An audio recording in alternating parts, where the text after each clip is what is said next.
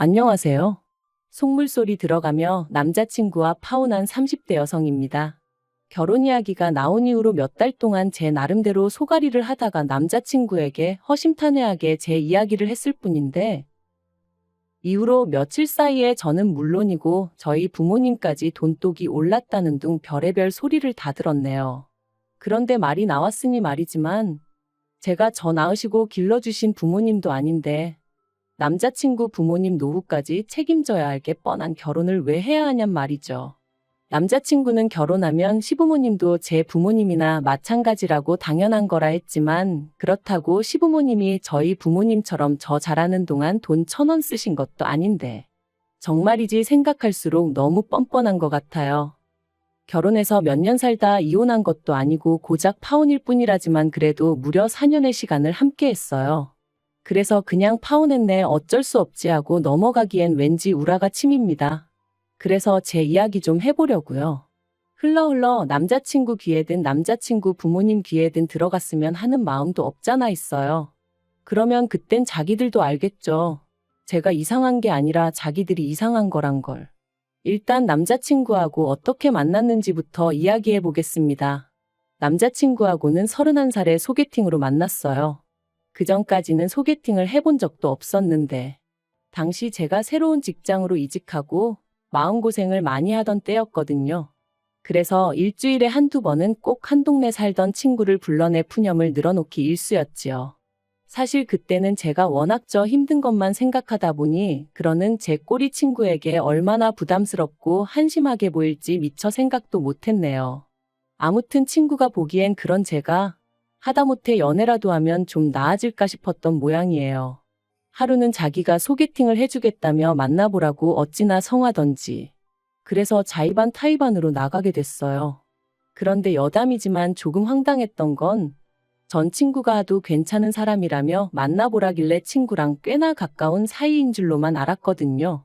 하지만 알고 보니 친구가 직접적으로 아는 사이도 아니고 친구 언니의 친구의 오빠라나요? 친구 말로는 조금이라도 더 좋은 사람을 소개해주고 싶어서 자기가 수소문을 한 거였다대요. 하지만 어찌됐건 간에 그렇게 만난 남자친구랑 저는 처음부터 잘 맞았어요. 당시 저는 거북이를 한 마리 키우고 있었는데 남자친구가 거북이에 대해서 어찌나 해박한 지식을 뽐내던지. 사실 거북이에 대해서 아는 사람은 흔치 않거든요. 아무튼 그리고 이 밖에도 서로 관심사라던가 취미가 비슷해서 만난 지 3시간이 넘어가도록 대화가 끊어지질 않았습니다. 그래서 이 사람이 어쩌면 내 반쪽인가? 말은 안 했지만 첫 만남부터 혼자 온갖 상상을 다 했다니까요. 아무튼 이후로 저희는 몇 번의 만남을 더 가졌고 자연스레 연인 사이로 발전했습니다. 처음부터 결혼까지 생각한 만남은 아니었어도 시간이 흐를수록 결혼을 하게 되면 이 사람이랑 하는 게 시기적으로나 여러 가지 면에서 맞지 않을까 하는 생각도 하게 되었고요. 그리고 그렇게 만으로 꽉 채운 4년의 시간이 흘러가고 있을 때 남자친구가 먼저 결혼 이야기를 꺼내왔어요. 남자친구는 저보다 4살이 더 많았으니 아무래도 저보다 마음이 급했던 거겠죠. 하지만 저는 남자친구를 좋아하는 마음과는 별개로 결혼을 서두르고 싶은 마음은 없었습니다. 저에게는 결혼과 출산은 뗄래야 뗄 수 없는 것이었기에 결혼을 한다는 건 임신과 출산을 한다는 걸 의미했고, 그런 생각을 할 때마다 회사에 돌아왔을 때 내 자리가 있을까 하는 불안감을 떨쳐낼 수가 없었거든요. 하지만 남편은 자기나 저나 1살이라도 젊을 때 결혼해 안정적인 가정을 꾸리는 게 좋다며, 애도 너무 늦게 낳으면 애한테나 저희한테나 좋을 게 없다. 이 밖에도 여러 가지 이유로 저를 계속해서 설득하더라고요. 그리고 듣고 있다 보면 솔직히 아주 틀린 말도 아니었죠. 그래서 그래 그럼 하자 그렇게 된 건데. 며칠 뒤 남자친구가 황당한 소리를 하는 거예요. 발단은 제가 우리 결혼에 필요한 예산이라던가 그런 거 계산 좀 해보자고 돈 이야기를 꺼내면서였습니다.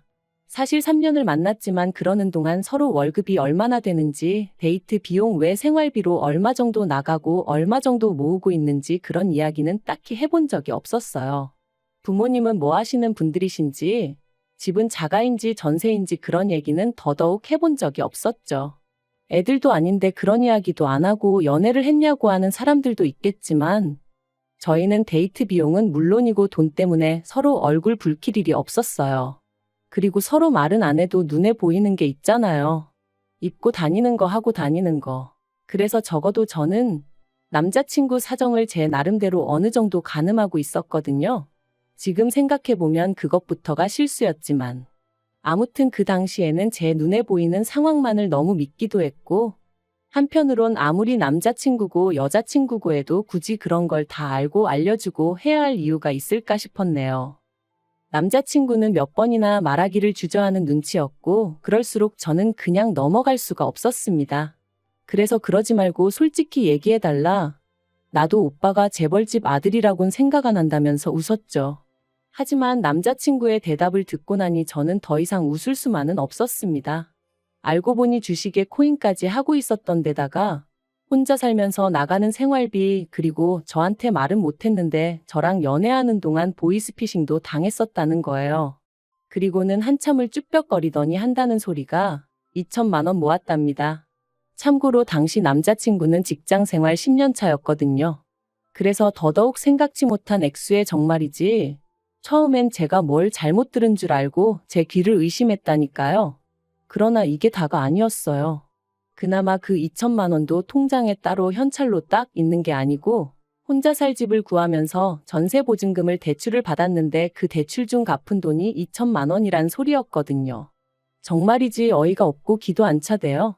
오죽하면 저도 모르게 돈을 그거밖에 못 모았는데 프로포즈를 한 거냐 소리가 다 나오더라니까요. 저는 남자친구더러 그러면 결혼한다고 하면 부모님께서 도와주실 생각은 있으신 거냐 물었습니다. 솔직히 2천만 원이 꽤나 충격적이다 보니 말을 조심해서 한다던가 돌려서 말할 여유가 없었어요. 그랬더니 남자친구 말이 그것도 좀 힘들 것 같답니다. 그리고는 하는 얘기가, 남자친구가 대학에 들어가고 얼마 지나지 않아 아버님 어머님이 이혼을 하셨는데, 이후로 아버님은 옥탑방 하나 구해서 혼자 살고 계시고, 어머님은 이모님 댁에 얹혀 살고 계시다고요. 그리고 어머님이 아마 1억 정도 가지고 계실 텐데, 자기는 그 돈 달라고는 죽어도 못한답니다. 자기가 그 돈 받으면 어머님한테는 아무것도 남는 게 없다면서. 그리고는 저더러 많이 실망했냐. 자기가 어떻게 쓰면 좋겠냐는데 거기다 대고 무슨 말을 해줘야 할지 모르겠더라고요. 어머님 돈에 손대기 싫은 거야 이해 못할 건 아니지만, 그럼 뭐 결혼은 왜 하자고 한 건가? 솔직히 원망스러운 마음까지 들었거든요. 그리고 저는 고민 끝에 이 이야기를 저희 부모님께 일단 말씀은 드렸습니다. 참고로 저희 집은 아주 대단한 부자는 아니어도 남자친구와 비교하면 비교적 여유 있는 상황이었거든요. 노후 준비도 다 되어 있으셨고요. 그래서 감사하게도 자식인 저는 두 분을 경제적으로 도와드려야 한다 그런 생각은 한 번도 해본 적이 없었어요. 오히려 제가 30 넘어서도 부모님께 종종 도움을 받으면 받았지. 게다가 제가 알기로 제가 결혼한다고만 하면 저희 부모님은 2억 정도는 해주실 생각을 갖고 계셨거든요. 저도 저대로 따로 모아둔 돈도 있었고요. 그래서 결혼을 한다는 건 어디까지나 제 마음에 달린 문제였지 다른 건 크게 신경 쓸 이유가 없을 줄 알았는데, 그리고 아니나 다를까 제 예상대로 남자친구의 사정을 알게 되신 저희 부모님 두 분 다 몹시 언짢아 하셨어요. 화도 많이 내셨고요. 저와 똑같이 준비된 것도 하나도 없이 무슨 프로포즈를 하느냐고 제정신이냐 하시면서 말이죠. 하지만 그래도 부모님은 하지 말라는 말씀보단 저더러 잘 생각하고 후회 없는 결정을 내리라고 얘기해 주셨어요. 만약에 제가 끝까지 이 결혼을 하겠다고 하면 집은 부모님이 해주시겠다고 대신 남자친구한테 하다못해 차 한 대는 어떻게든 해오라고 하라시면서 말이죠. 참고로 차를 해오라고 하신 이유는 저도 잘 모르겠어요. 나름대로 성의를 보고 싶으셨던 건 아닌가 싶기도 하고. 아무튼 이후로 며칠 동안 저는 남자친구의 연락을 피했습니다. 솔직히 만나면 원래 하기로 했던 대로 결혼을 하던지 아니면 헤어지던지 해야 할 것 같았는데, 머리로는 헤어지는 게 맞다는 걸 알면서도 차마 입이 떨어지지가 않을 것 같았거든요. 하지만 시간이 흘러도 뭐 하나 해결되는 것도 없었으니 결국 남자친구를 만났습니다. 그리고 남자친구에게 저희 부모님이 하신 말씀을 전했죠. 집 문제는 저희 부모님이 해결해 주실 테니 대신 남자친구한테 차 한 대는 해오라 하셨다고요. 그랬더니 남자친구가 대번에 하는 말이, 자기가 전에 말하지 않았냐면서 그럴 돈이 없다는데 왜 차를 사오라 하시냐며, 저희 부모님이 자기가 마음에 안 드니 일부러 그러시는 거 아니냐대요. 그래서 제가 나쁘게만 생각하지 말고 최대한 성의를 보이라는 말씀이시겠지 하고 한마디 했어요. 솔직히 2천만 원밖에 없는 게 자랑도 아니고 그렇다고 얼마나 대단한 일을 하느라 돈을 못 모은 것도 아닌데 뭐 그렇게 당당하냐고. 나는 오빠도 이해가 안 된다 하면서 말이죠. 그리고는 이때 결국 그냥 결혼은 없던 일로 하자고 제가 먼저 말을 꺼냈습니다. 저는 사실 남자친구가 차를 해오고 못 해오고를 떠나서 이런 상황 자체를 저한테 좀 미안해했으면 했었거든요. 아니면 알겠다고 어떻게든 한번 해보겠다고 말이라도 그렇게 해주던가. 그런데 이건 뭐 거의 배째라는 식이었으니 저도 오만정이 뚝 떨어지더라니까요. 그런데 그렇게 이별을 고하고 열흘쯤 지났나 남자친구에게 연락이 왔어요. 자기가 자기 어머니하고 이야기를 해봤다며 만나서 얘기하자 그러더라고요. 그래서 솔직히 말하자면 못 이긴 척 나갔습니다. 이별이라는 게 역시나 쉬운 게 아니었거든요. 그것도 제가 제일 정신적으로 힘들고 지칠 때 만나 나름대로 고마운 기억도 많다 보니 말이죠. 그런데 이런 마음이 남자친구와 남자친구 어머니를 만나면서 와르르 무너져 버렸습니다. 남자친구의 어머니가 생각지도 못한 말씀을 하셨거든요.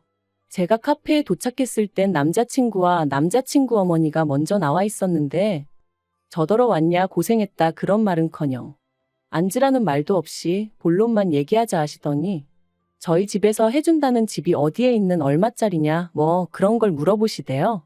뿐만 아니라 집은 뭐 공동명의로 해주시는 거냐고요. 당혹스러웠지만 제가 그런 건 저는 잘 모르니 저희 부모님하고 이야기를 해보시는 게 좋겠다 했어요. 그랬더니 어머님 말씀이 뭐 어찌되든 상관없다면서 저희 집에서 해오라는 차는 당신이 사줄 거니 걱정하지 말랍니다. 다만 저희 쪽이 얼마나 대단한 집이라고 그런 조건을 다는 건지 모르겠다는 식으로 말씀을 하시는데 여러 가지로 생각이 많아지더라고요. 하지만 거기서 끝이 아니었어요. 어머님을 만나뵌 지 한 일주일쯤 지났을 때였습니다. 그 사이 남자친구도 저희 부모님께 인사를 드렸고 그래서 이제 슬슬 부모님들끼리 만날 일정을 잡으려던 차였죠. 그런데 남자친구가 먼저 할 이야기가 있다더니 어머님이 이모님 집에서 나오셔야 될 것 같다는 거예요. 이모님 딸이 사정이 생겨 이모님 집에 들어와 살게 되었는데 그 일로 어머님이 그 집에 있기가 어려워지셨다나요? 어머님 입장은 그래도 당신이 먼저 들어와 살고 있었는데 갑자기 방을 비워달라는 게 말이 되냐 버티시는 중이셨고 이모님은 그래도 딸이 들어와 산다는데 어쩌겠냐며 나가달라셨다나요? 뭐 솔직히 남의 집안일이니 제가 이러쿵저러쿵 할 일은 아니었지만 어쨌든 남자친구 이야기를 들었을 땐 어머님이 오래 계시지는 못하겠구나 싶었죠.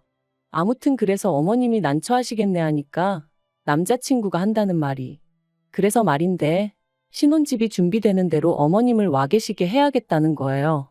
생각지도 못한 남자친구의 말에 얼마나 놀랐는지 몰라요.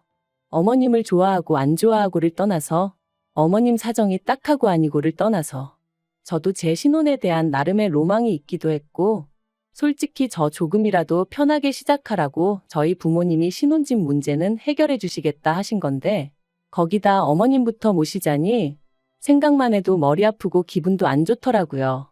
그래서 제가 아무래도 그건 좀 어렵겠다 했어요. 나도 그렇게 되면 내 부모님 볼 낯이 없다고 그리고 언제까지 계셔야 할지도 모르는데 책임지지 못할 일은 시작도 하고 싶지 않다고 했죠. 하지만 남자친구는 저더러 너무한다면서 이게 사실 저희 부모님 때문이나 마찬가지랍니다. 저희 부모님이 차를 사오라고 억지를 쓰시는 바람에 자기 어머니가 돈을 쓰셔야 되고 그래서 따로 방을 구하기가 어렵게 되신 거라나요? 그러면서 와 계시는 게 싫다 하면 뭐 어머님 떨어 길바닥에서 지내시라는 거냐며 너무한다는 거예요. 그리고는 제가 정 못 모시고 살겠다 하면 어쩌겠냐고 자기가 월세라도 하나 구해드리고 그 월세랑 생활비를 대드리겠다는데 정말 기도 안 차더라고요. 그래서 남자친구한테 양심도 없냐고 뻔뻔하다 그래버렸어요. 그랬더니 저더러 말을 왜 그따위로 하냐면서 그러니까 돈 없다는데 왜 꾸역꾸역 차라도 사오라는 거냐며 저랑 저희 부모님이 못되고 이상한 거랍니다. 솔직히 집 사줄 능력이 되면 기왕 해주는 김에 차도 한 대 사줄 수 있는 거 아니냐고. 그게 아니면 차는 저랑 자기랑 결혼하고 나서 할부로 사고 같이 갚아나갈 수도 있는 거 아니냐며 말이죠. 그리고 저는 그런 남자친구가 어이없는 건 물론이고 괘씸한 생각까지 들대요. 그래서 우리 부모님이 무슨 자선사업가냐고 소리를 질렀습니다. 우리 부모님이 집을 해주신다는데 차 정도는 말씀하실 수도 있는 거 아니냐? 그리고 정 어려울 것 같으면 차라리 어렵다 미안하다 하지 왜 억지를 쓰냐면서요. 그러니까 남자친구가 저희 부모님도 그렇고 저도 그렇고 사위 될 사람 남편 될 사람 자존심이니 인격이니 그런 건 안중에도 없는가 보답니다. 그리고는 저더러 그렇게 살지 말라길래 저도 질세라 너야말로 거지근성 버리고 네 엄마랑 알콩달콩 재미지게 살라 했죠. 그리고 그렇게 저희는 두 번째 파혼을 감행했고 이때는 처음과 달리 뭐 좋았던 기억이고 뭐고 생각나는 것도 없었어요.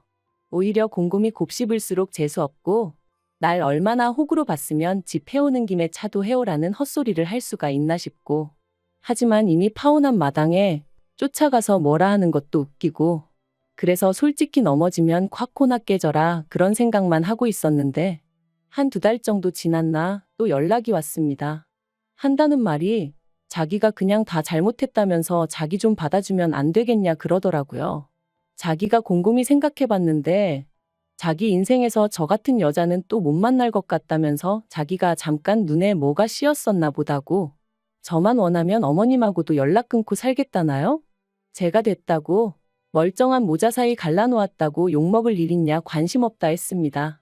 그리고 남자친구가 말한 것처럼 저도 똑같이 말해줬어요. 곰곰이 생각해보니까 나야말로 하마터면 내 인생에서 제일 잘못된 결정을 내릴 뻔했다고 너랑 헤어진 건 정말 신의 한 수였다고 말이죠. 그랬더니 찌질한 남자친구가 하는 말이 여자가 한 남자랑 4년이나 사귀었으면 그거 결혼한 거나 마찬가지라고 그러니까 어차피 저는 자기 아니면 누구와도 결혼 못할 거라나요? 아니 지랑 나랑 동거를 했나 뭘 했나. 기도 안 차서 두고 보라고 했네요. 솔직히 남자친구랑 파혼하는 과정의 기도 너무 빨리고 말 그대로 있는 대로 진이 빠져서 당분간 연애니 결혼이니 그런 쪽으론 요만큼도 의지가 없어요. 그래도 저 하나 사랑하는 마음은 진짜라 믿었기에 친정부모님한테 그렇게 손까지 벌려가며 어떻게든 한 가정을 이루고 같이 잘 살아보려고 했건만 무능력한 건 둘째치고 욕심만 사나워가지고 손해는 조금도 안 보려고 하고 생각할수록 괘씸할 뿐이네요. 아무튼 이제 다 끝났고 이렇게 속 시원하게 욕도 했으니 지금부터는 이름 석자도 있겠습니다.